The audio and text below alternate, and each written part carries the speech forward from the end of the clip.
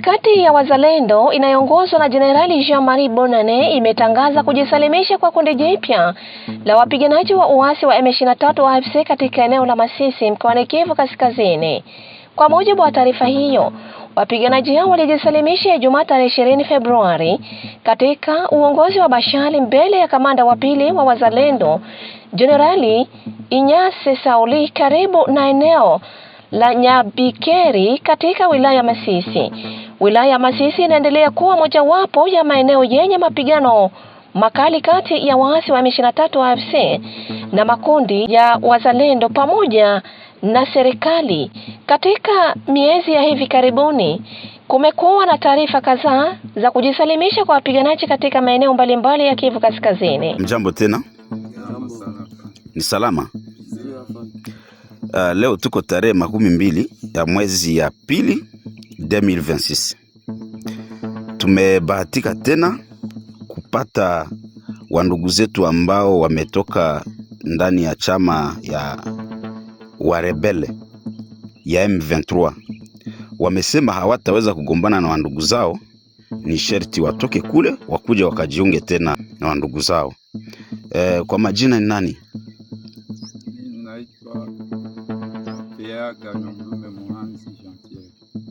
Papa APA. Ulikuwa polisi ama ulikuwa jeshi ya FARDC? Nilikuwa polisi ya kompanyia muziki ya PNC. Sasa ulijikuta kwenye M23 namna gani? Pande nilisha kwa M23 wakati yenyewe Bukavu ilianguka mikono ya baasi. Bakapa siku mwa bakaita salongo speciale kila batu bakuye bafanye salongo. Ni kufika pale kumbe ba shefu ya mwingine balikuwa balisha tufanyia sinyale bakatukamata pale sawa vile ba infiltrebe balibakia na jificha ndani ya makartier, ndio bakatubeba ngabo basumbuka kule miezi kenda. Apre pale ndio bakatulibere banatutia sawa mkwanja vita setu pigana bana. Ndiyo. Vile munaona hapa, kati yao kuna waine ni wa ex-FARDC na mwingine mmoja kati yao ni alikuwa polisi, alikuwa pense, alikuwa mchunga raia. Sasa wote wamejiripoti kwenye chama ya ANCDH ambacho kinaongozwa na Generali Kamanda Jean-Marie wa Mushaba Bonane akishikiliwa na Generali Sauli Dunia Inyasi. Ndiyo maana wamesema wakuje wajiunge na watoto wa nchi, wasiendelee kutatiza wa ndugu zao ndani ya hiyo chama ya M23 ya wateroristi. Leo wamesema nono, hatutaendelea kuteseka, tutoke kule turudie, tukuye twende kwetu kunyumba, tujiunge na wa ndugu zetu. Na wewe jina yako ni nani? Kalonji Kabangu. Hali ya mvutano inaendelea kuenea katika mji wa Lemera ambapo baadhi ya vijiji jirani bado vipo chini ya udhibiti wa makundi ya AFC M23, huku maeneo mengine yakiendelea kuwa chini ya umiliki wa Wazalendo na FARDC. Kufuatia hali hiyo, mapambano makali yamerekodiwa siku baada ya siku kati ya FARDC na washirika wake dhidi ya makundi yenye silaha ya AFC M23. Kwa mujibu wa vyanzo vya ndani, jitihada za Wazalendo katika kudhibiti makundi haya yamechangia kutoeleweka kwa hali ya usalama katika eneo hilo. Ili kudumisha udhibiti na kuimarisha ulinzi, serikali ya Kinshasa imechukua hatua ya kutoa motisha kwa majeshi haya ya ulinzi.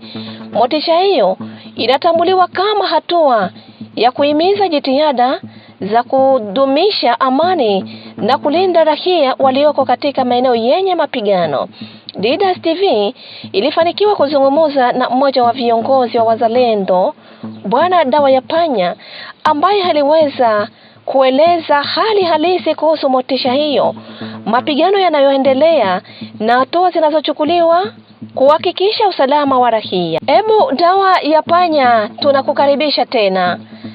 Kuna taarifa zinazosambaa zikidai kuwa kuna mgawanyiko miongoni mwa makundi ya wazalendo katika eneo la mapigano, hasa baada ya kupokea motisha, jambo linalodaiwa kuathiri udhibiti wa Lemera Center.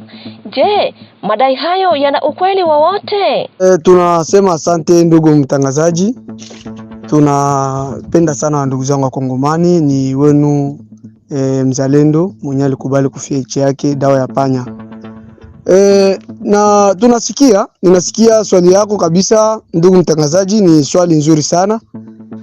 Nikwambia kwamba ndugu sisi wazalendo, hakuna mzalendo yote ule mwenye iko andeoro na sheria uswat kujigabula entre kukorogana, hakuna. Sisi wazalendo tuko kwa umoja na tunakubali sisi wote kupiga adui. Kama mlisikia kuko coordinateur wetu mwenye nasimamia province yetu ya Sud Kivu hapa, ni yeye mzee wetu General William Amuri Akutumba, na observance wake ajo wake ni mzee Makanaki Kasimbira John. Sasa tulikala chini tunenula sisi wazalendo kwa kusema tufanye coalition ya force special ya kupiga adui. Baada ya kufanya ile force special ya kupiga adui, kwa kweli baadhi ya makundi mengine ya wazalendo walitunga mkono. Tulimteua mzee Delfe Kalembe Ngomanzito, ndiye yeye mkubwa mwenye nasimamia coalition yetu ya force special ya kupiga vita mzone yote ya adui anaokipe. Sasa ndugu mtangazaji, basi kudanganya kwamba sisi wazalendo tunajigabula wala kuko mazozano kati yetu yenye natuma tusikamate Lemera wala tusikamate mamingine ingine ukipe, ni kusema ya kwamba tunaendelea kumupiga adui usiku na mchana na tumupatie pepo. Adui anaendelea kupata kichapo na hakuna mzalendo wote ule mwenye anaweza kuvunjika moyo kwa sababu wanipatia mimi pesa siwezi kupigana. Nikikukumbusha kwamba tulikuwa tunapigana vita, hatukuwa tunapewa hata financement ya mtu. Tunapigana vita, tutangola muogo mshamba, tunakula, tunaendelesha vita. Tutakosa hata chakula, tunakunywa maji sukari na vita inaendelea. Sasa leo tutashtuka nini yenyewe tunaweza kusema gouvernement yetu natukumbuka kwa ile contribution yao yenyewe wanatutumia kama motivation ya vita. Leo tuanze kugotana kwa sababu hii ekipe yapata hatutapigana vita? Hapana ndugu mtangazaji, ya kusema ya kwamba tuko imara, tuko ngangari. Hakuna wazalendo wenyewe washa kutoka kumalinde fro kusema baache linde fro jua makuta, ayapata makuta asipigane vita. Na kweli mji wa Lemera tunaendelea kukabilia adui, na mimi nawaza tunimkata liezo mnivoa Rubanga, tunaendelea kumupiga usiku na mchana. Atuogope kitu na tushtuke kitu, na adui ana na nguvu ya kuweza tena ujasiri kuingia kati ya wazalendo wa kugutane waanze kukorogana. Kwa kweli ndugu mtangazaji, tuko imara sana. Ni kusema tu ya kwamba hakuna mizozano kati ya sisi wazalendo, tuko imara na tuko na mapendo kabisa ya kumupiga adui. Na tunashukuru sana kwa mzee wetu Felix Antoine Tshisekedi Tshilombo kwa kutunga mkono na sutia yake na kutupatia bifaa na kutukumbuka kwa ile contribution yake kiloko anatupatia. Tunasema asante. Baadhi ya watu wanasema waasi wana nguvu kubwa zaidi kutokana na matumizi ya silaha nzito zinazodaiwa kuwatisha wazalendo, FARDC pamoja na majeshi ya Burundi. Je, tathmini yenu kuhusu uwiano wa nguvu ukoje? Ndugu mtangazaji, tunasema tena asante kwa hiyo swali yako unauliza. Kwa kweli tuko imara. Adui hana tena silaha nzito kushinda gouvernement. Na waza mzee Felix Antoine Tshisekedi Tshilombo alitupatia bifaa. Sisi wazalendo tunaanza kumanipule bifaa bile depuis tunaanza kupigana vita. Tulikuwa tunapiganaka vita ni ya PKM na AK-47. Leo tunakuwa na maarme yenye toka kuzaliwa siyawahi kuigusa hata. Na leo tunaanza kuipewa. Mubebe mpige nayo adui. Kwa kweli adui hana tena nguvu na hana silaha nzito ya kushinda gouvernement yetu ya Kongo. Adui alikuwa na silaha nzito, alikuwa na vimba na drone kamikaze, ndio ilikuwa silaha nzito ile yenyewe ilikuwa inatubabaisha sana sisi wazalendo, kama na manipulele drone kamikaze yake. Kwa kweli tulikuwa tunapata hofu sana na shida kwenye uwanja wa vita. Kwa leo hakuna drone yoyote ile inaweza kupanda aiza misile wala nini kusema itire, wala arme yake ya kabambe yenyewe inaweza kututisha tena sisi wazalendo. Kwa kweli ni kusema tuko imara na FARDC yetu. Kwa kweli gouvernement yetu inajitahidi na kuongeza minisio na inajitahidi kuongeza kweli vifaa vyote vinayowezekana kupiga adui. Ni kusema ya kwamba adui hana vifaa vya kushinda gouvernement yetu ya Kongo na hata kutushinda sisi wazalendo. Vifaa vyake ilikuwa ni moto blende. Sasa kwa leo atupigane moto blende, tuko tunapigana ni mo plateau. Je, ndugu mtangazaji, ile arme iko installe ku gari, eske ile arme itatoka inapanda kwa plateau yene tupiganishe? Jibu na katala. Ile auto blende yake yenyewe naleta maarme inaanza kuzibula maarme. Eske ile auto blende sisi wenyewe tuko tunapigana mo plateau, mmoe plateau. Yeye ile adui ataleta ile auto blende wala ile drone kamikaze itukute huko kia kutushambulia.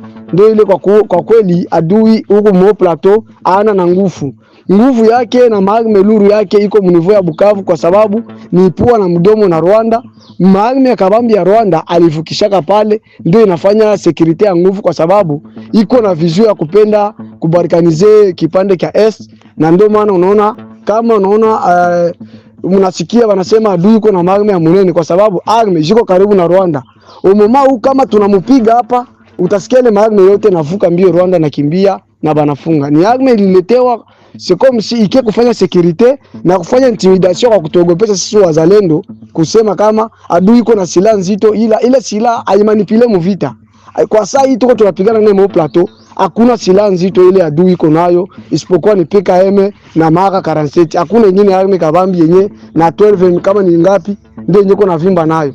Kwa kweli ndugu, ni kusema ya kwamba tuko imara, tutaendelea kumupiga adui. Ile habari ya kusema kama adui iko na silaha nzito inatupa hofu sisi kumupiga ni uongo mtupu, ni uongo kabisa, na tutaendelea kumupiga hadi mwisho.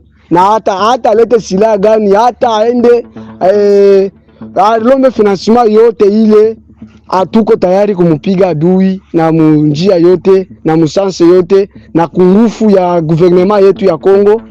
Tunashukuru tu sana mzee Felix Antoine Tshisekedi Tshilombo, kwa sababu aliona kama arme yetu kwa shaka infiltre, na ndio maana alileta arme connect, arme yenyewe inajidone.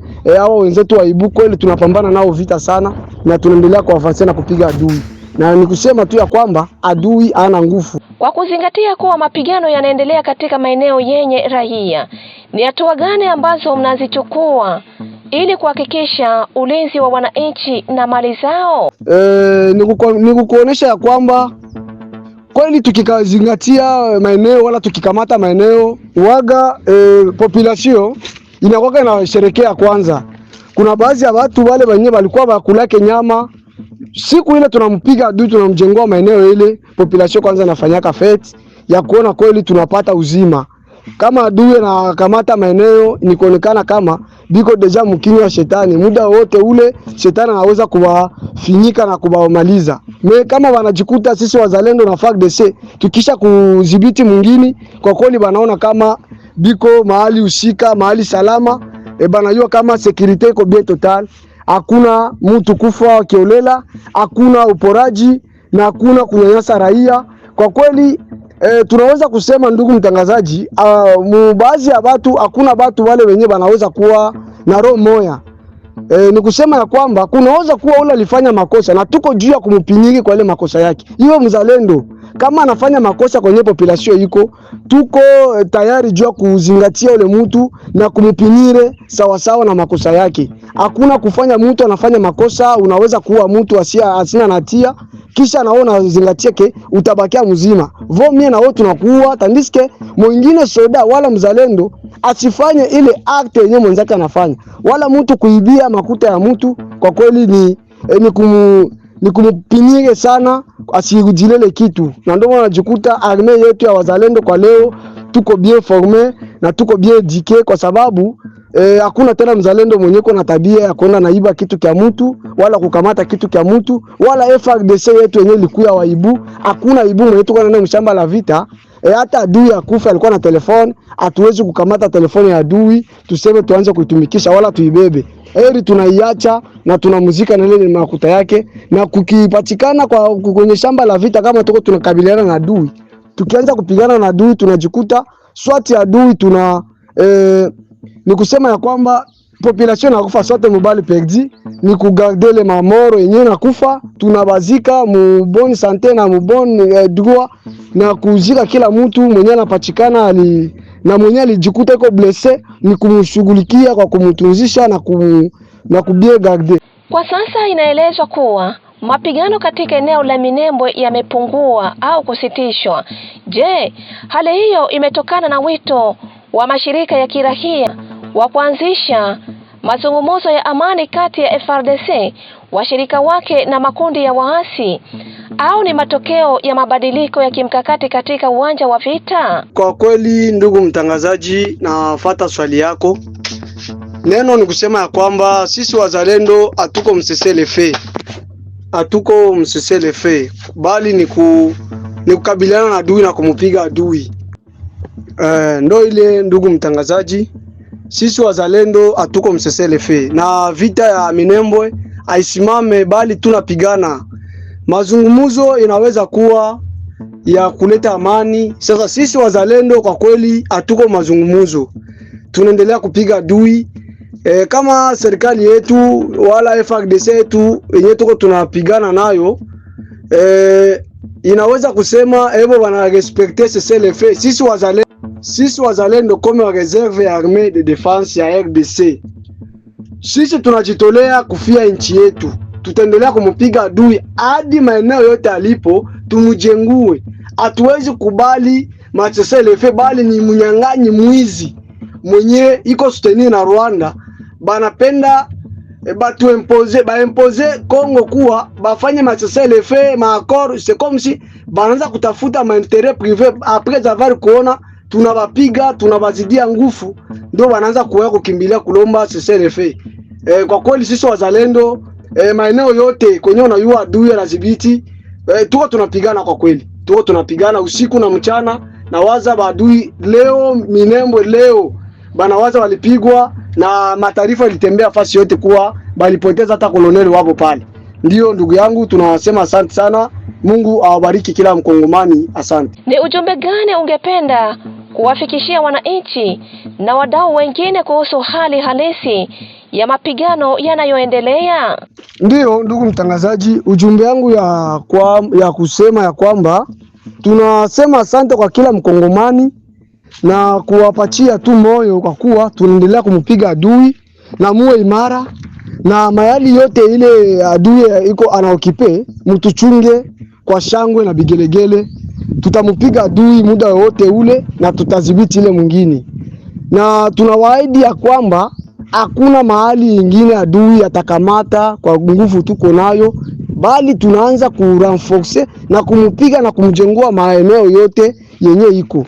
Na ni kuonesha tena wandugu wa Kongomani, ni kujikaza ya kwamba muache kukolabore na adui, kwa sababu adui ana rafiki. Adui kama atajikuta anakufa mvita, anaweza kushakia wewe Mkongomani mwenye ulijiunga naye, atawaza swati wewe ndio uko mpana, wewe ndio uko muisha omomau, wewe ndio tena uko unampatia secret zetu. Sasa kesho kama nakuwa atakuwa kwa siri na wewe kusema kama yawezekana huyu mtu mwenye niko natumika naye ndio mtu mwenye ananipana, uswate ndio mtu mwenye ananuisha.